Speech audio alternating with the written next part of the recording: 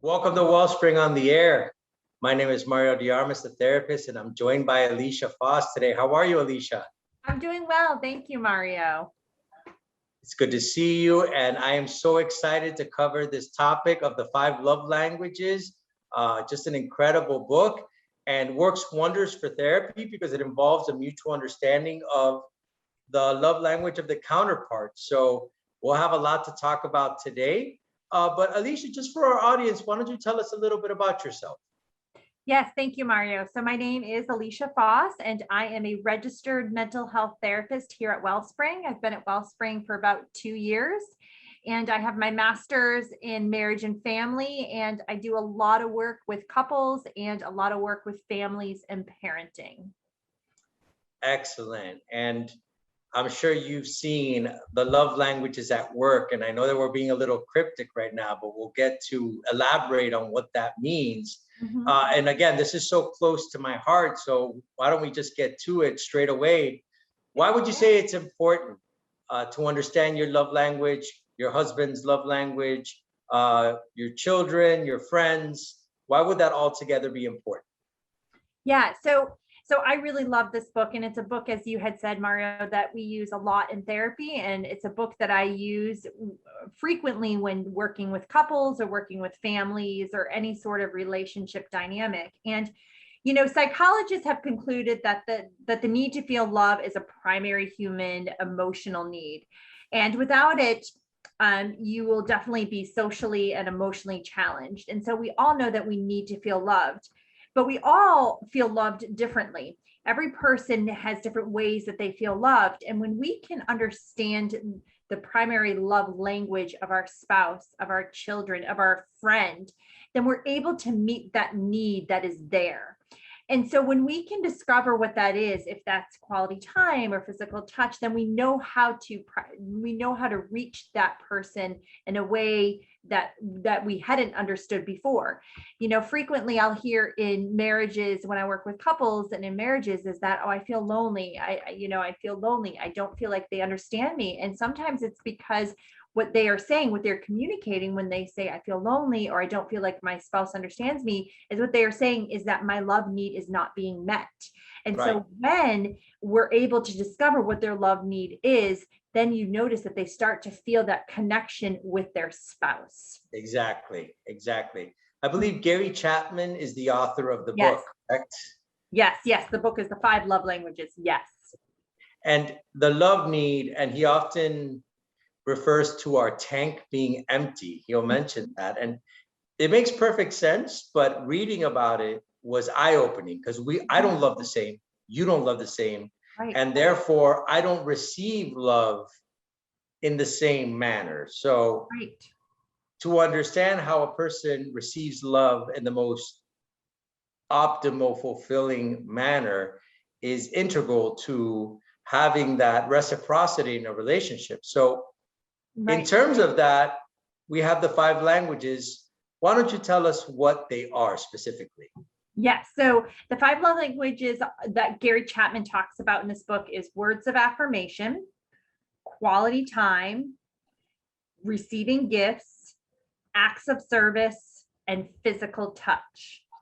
And so, again, kind of going back to the question that you had brought up is that, when we learn to speak the love language of our friend or our spouse or our child, their tank is filled.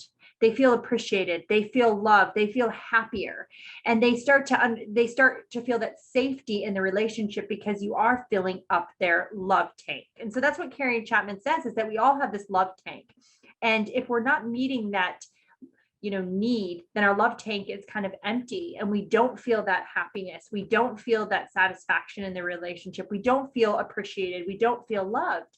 And so when we start to discover, oh, okay, so one of my boys, his primary love language is quality time. And so I make sure that every day, or as often as possible, that I give him that quality time, that undivided attention, because I know that's how his love tank is filled up. And I know that's how he feels loved. And so this book really does, I think, change and does wonders for relationships. And not, it's not just for couples, it's for any sort of family or any sort of relationship. It really does wonders when you start to know how I can meet that need of my friend or my spouse or my child.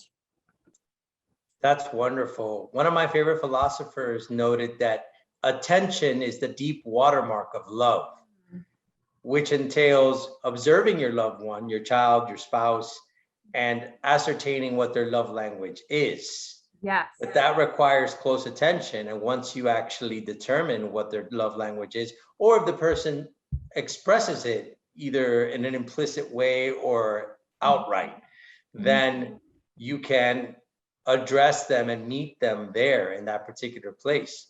So to bring more light to this, would you go into greater detail about each love language? Yes, I would be more than happy to. And another thing, just kind of going back before I do that, is that when we know that one of the core needs in any relationship is empathy. And so how do we have empathy? Empathy is understanding on a deeper level the need of your friend, of your spouse. And so when we create empathy is really understanding them. And so when we do the 5 love languages and be able to give them that need, it does create that empathy, which creates a deeper and more intimate relationship. I just wanted to say that. Which is a little uncomfortable because let's say my love language is words of affirmation. Yeah. But my spouse is all about acts of service. Then if I just love my way, that person is not benefiting from the manner in which she feels most loved. That's right. Conversely, the same. My spouse would have to also have that empathy, that understanding, that care. And then when both people are making that their endeavor, it's beautiful. That's where love can flourish. But cultivating that empathy is such an important thing. But if a person has a hard time saying I love you, which some people struggle to do that, they'll do anything for you. They'll take out the garbage, they'll pick you up, take you somewhere, they'll bend over backwards for you because service is their main approach. But there are things that come easy to us and things that we have to dig a little deep. So empathy can be that catalyst that actualizes that. Absolutely. And that's really, like you said, it may feel a little uncomfortable, but that's really what brings the deep intimacy and the deep safety in any relationship. When we're able to understand them, right? Because if you're saying I am words of affirmation, then I am saying to you, when I give you those words of affirmation, when I'm able to encourage you, I am saying to you, I care for you, I respect you, because that's saying that to you through doing the words of affirmation. And vice versa, if you're doing acts of service for your friend or for your spouse, you are saying, I love you through doing that acts of service, through taking that trash out. And that's really what builds closer and more intimate relationships with your spouse, with your children, with your friend or whoever. Absolutely. Even something like physical touch, a very good friend of mine was not necessarily the most affectionate person, but her husband was, and she learned to develop that part. And it was just so beautiful. Number one, her recognition, and number two, having the empathy and that connection to go above and beyond. And I think we're stretched by the Lord oftentimes to go into those areas, and then we grow into the best versions of ourselves. So what would you tell me about each one in detail? Yeah. So the first one I wanted to go into, details about actually is words of affirmation. And, words of affirmation, when, for some people, words really build you up, right? For words really build you up, really hit home, really fill your love tank. But also for those that have words of affirmation is that when you say something negative to them, it really affects them and kind of drains that tank. So that's something I want to talk about with each one is that, so words of affirmation, it is people that have that as a love need. It is needed. It is needed for them to hear that you are doing a good job. It is needed to hear that I care for you.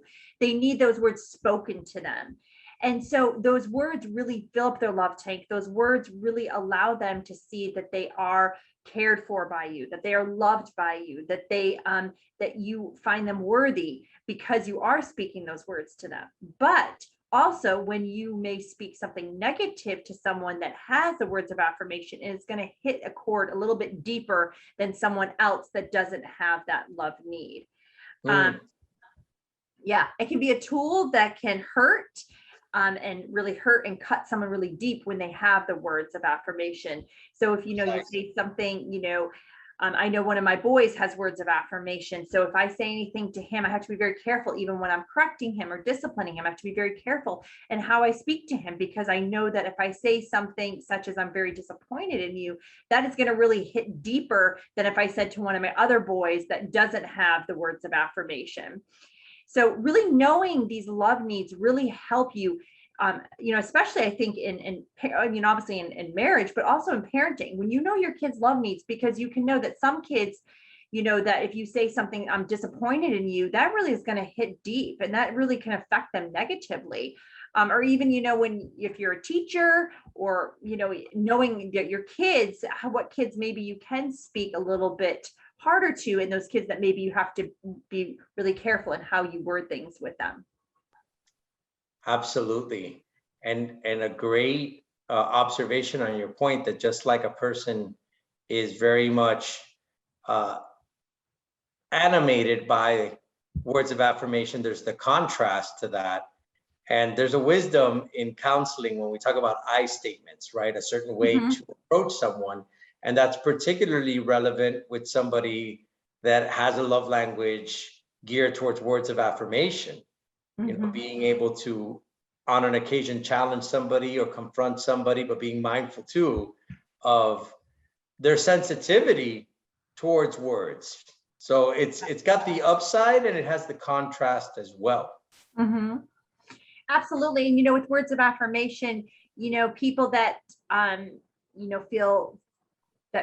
allow their love tank to be filled by this, notes are great things. Sending a card, because cards, is words written. So sending cards, sending love notes, sending encouraging text messages and emails. So all of those forms of communication with someone that words of affirmation really does allow them to feel cared for and loved for by you. And again, when you're doing the words of affirmation to someone, know that this is how they hear "I love you" and "I care for you," right? That's how they're hearing it, is through the words. How about physical touch? Physical touch. So this is one that, so some people will say, if they aren't in a marriage, that, some people will say, okay, physical touch is, the intimacy, but it's more than just, the sexual. It is also just, when someone that has physical touch, they like to be hugged. They like, if you put your hand on their shoulder, with kids, they like to have your arm put around them or kind of squeeze their arm. For kids, none of my boys have physical touch as their top love need, but I do have a good friend that she really enjoys, physical touch. And so I'll notice every time I'm with her, she kind of sits close to me, or she puts her hand on my shoulder, or sometimes she'll even squeeze my hand, because that's her way of that's her love need. And so that's what she's giving to me, is that love need back. So any sort of touch, sitting close on the couch, for a married couple, or those that are dating, sitting close on the couch. Even, if you have a child that has physical touch, sitting close to them, allowing them to, when they're younger, sit on your lap. And so, but just really being close, that is the key. Physical touch, the closest being close physically, is where they can kind of feel your warmth up against them. So, I've seen it, because my dad is not a big physical touch guy. He'll give me one of these quick tap hugs, and then I'll say, "Hug me like you mean it," because I am physical touch. And then he'll lean in and honor me there. But then one of my nephews, when we're watching a movie, he needs to press his shoulder close to me, because that is his love language. So it's great to distinguish one from the other. Right. And with that, we have 3 more love languages to cover, and we will do so, Alicia, once we get back from a short break. Welcome back to Wellspring on the Air. I'm here with Alicia Foss as we discuss the topic of the 5 love languages. And thus far, we've covered physical touch and words of affirmation. By the way, if you've joined us late, you can find us on your favorite podcast channel on Wellspring on the Air, or on our website blog page at wellspringmiami.org. Just search for this topic. So Alicia, we've covered 2. We have 3 more to go. Which one would you like to broach next? Yeah, so I guess next one we can do is acts of service. Yeah, so Excellent. So when someone's primary love language is acts of service, they feel loved and appreciated when people do nice things for them. And so it can be something as simple as such as putting away the dishes, putting gas in the car, just little things like that, little acts like that go straight to the person's heart. And then, they love when people just do little things for them. It doesn't have to be a big gesture, but just anything little. When you do that, that is your way of to them, that is your way of saying, I love you. And that goes straight to their heart. And again, as you had stated before, that really fills their love tank. So acts of service, manifested by somebody who may not be very verbal, but will literally go above and beyond for you, cut the grass, do errands for you or with you, whatever it is you need, sometimes without you even asking them. Absolutely. Yeah. And that's it is, they may not speak the words, I love you, as you had just said. They may be someone that maybe is a little bit quieter, but their way of saying, I love you, may not be the same, as someone that has the words of affirmation that may say, I love you, but their way of saying, I love you is by doing these acts. And again, I think of my father. My father definitely is an acts of service guy and, a man of few words, but when he comes to my house, he will do any sort of handyman work around my house. And because that's his way of saying, I love you.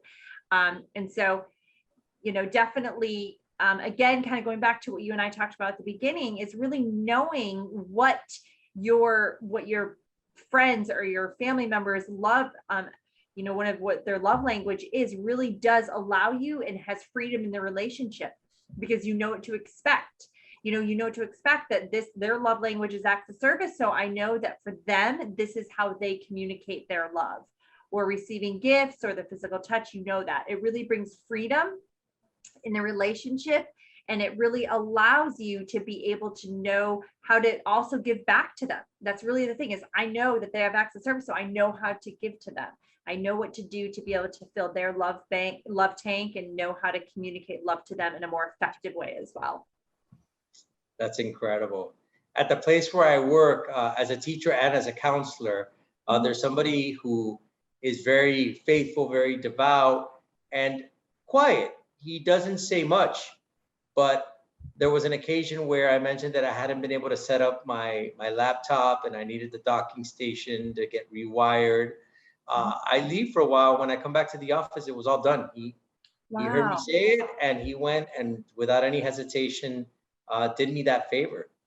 And I was just blown away by his service, by his generosity, and it goes a long way. And when you can acknowledge that we come in different shapes and sizes and different forms of expression, it really helps you appreciate the diversity of love in that respect. It does. Yeah. It's amazing. It is. So quality time is an interesting one. Tell me a little bit more about that. Yeah, quality time is an interesting one, because a lot of times I think people think, well, I'm spending time with you. But really, the love and affection is expressed when it's undivided. That undivided, I think that's the key word in there, is undivided. This means putting down the cell phone and turning off the tablet, making eye contact, and actively listening. So it's being able to really focus on them, being able to give them your undivided attention and not have other things distracting you. So I know some people will say, well, it's quality time. So for them, it's not just sitting and watching a movie. Maybe that can be at times sitting watching a movie, but it's really being able to connect and being able to see that the other person is giving you that undivided attention, giving you that eye contact, and really focusing on them and focusing on what they're saying. And I also think the other key, as I had just stated, is actively listening. And I think when a person has the, that need of quality time, for some people it can seem a little draining. To other people, they can feel somewhat drained. But I don't think it has to feel that way if you're giving them the quality time, and doing it for 20, 30 minutes a day, just being able to give them that undivided attention for 20 or 30 minutes, that really should fill their love tank. So being able to do it in, short increments sometimes helps for those that maybe don't have the quality time. For someone that's maybe an acts of service, it may make them feel a little uncomfortable having to do that. But doing it in those short little increments won't help drain the other person. And like you said, everything is sort of within that category. Your gestures, your eye contact, yes, your ability to reflect back a little segment of the conversation just to indicate to that person, hey, I'm following you. Yes. I'm not doing the blank, I'm not sneaking peeks at my phone. I'm not doing this, oh, I'm listening to you as I scroll through my latest Instagram post. No, I am giving you my undivided attention, as evidenced by my body, my verbal affirmation. Because you've seen it, it's almost like not even timed or synchronized. So it's a beautiful thing when someone is really listening. Mm-hmm. Yeah, and that's it. It's what you just said. It's really the listening. So for quality time, when I've worked with different clients and so forth with this, and when they have said that, it is really the actively listening, as you said, and it's just giving them that attention for that short period of time, if it's 20, 30 minutes, and being able to reflect back what they're saying so that they know that you're engaged and they know that you are listening to them. So absolutely. And they may not want to say anything, but in the event that they do, then you can employ those skills and give witness to your attention by the things we just mentioned. But let's say my brother wants to watch a game with me and he doesn't want me to talk much. He wants to comment on the game. But when I get up to leave, he'll ask me, where are you going? Right. And in my mind, we haven't said a word to each other, but then I realized he just wants me there to share that experience with him. Yes. So it does manifest itself in different ways. Absolutely. And the shared experience is a way too for quality time. Like you said, just a sharing experience of enjoying the game, the action of the game. Yes. So last but not least, the giving and receiving of gifts. Yes. Yes. So this one's a tricky one because when I picture it, I picture something very lavish, something very formal, but it could be a simple gift, right? Absolutely. So to a person whose love language is receiving gifts, gift giving is symbolic of love and affection in their mind. So they treasure not only the gift itself, but also the time and effort the gift giver put into it. Okay. So it's not like you said, it's not that they want this big elaborate gift. It's for them, it's the time and the thought that went into it. So for you, being out at a store and saying, oh, I really know that this friend really enjoys the Miami Heat. And there's a book here on the Miami Heat. So I'm going to pick up this book on the Miami Heat and give it to them because it's the thought that went into it. And for you to realize and to know that, okay, my friend likes this. For them, that is a symbol of love and affection in their mind. It doesn't have to be a big elaborate, but it really is the thought, and it really is, for them, the effort that it took to get that gift as well. They know that you planned it, which entails time, and that you went to a specific store. Absolutely. And that you thought it out, that it wasn't just an arbitrary thing, that you thought it out. Yes. Based on the likes of said individual. Yeah. So you admire and appreciate the process that got the gift, that helped you obtain that very gift. That's actually a very good point. Absolutely. Yeah. So, and I think for those that receiving gifts, again, it, as you had said at the beginning, it doesn't have to be elaborate at all. It can just be something small. It can be something simple. It can be something even, handmade. But it really is the thought that went into that gift. That's really where the heart of it is for those that have the receiving gifts as their love language. It's really the heart of you thinking of them and you realizing that they like this and spending the time to get it, put it together, and then bring it to them. Absolutely. Have you noticed a positive change in therapy when couples or parents put these love languages into practice? Oh my goodness, absolutely.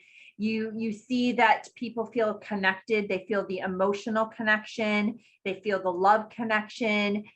They don't feel as lonely because they know that their partner or spouse or child or whoever it is or parent is able to meet that need. Yeah, the loneliness goes down, the connection really goes up. Without a doubt, I see a huge change when people put this into practice. Right. And if someone's going out of their way to love you in that specific way, it Mhm, compels you to reciprocate that as well. mhm. Such an interesting topic, such a powerful witness to believers as well, because Christ loved in a tangible way. He's the word made flesh and didn't remain at the level of abstract. And Mhm. I think human beings who give and receive love, do so in tangible ways, and knowing the temperament of the respective individual helps so much, which is why I'm so intrigued by this topic and really enjoyed discussing it with you, Alicia. Thank you so much for joining us today. Thank you. I really enjoyed it as well. Thank you. Well, that is all the time that we have today. I wish we could actually discuss this more. If you joined us late, you can find us on your favorite podcast channel, on Wellspring on the Air, or on our website blog page at wellspringmiami.org. It is time for us to close out. Thank you so much for joining us today, Alicia.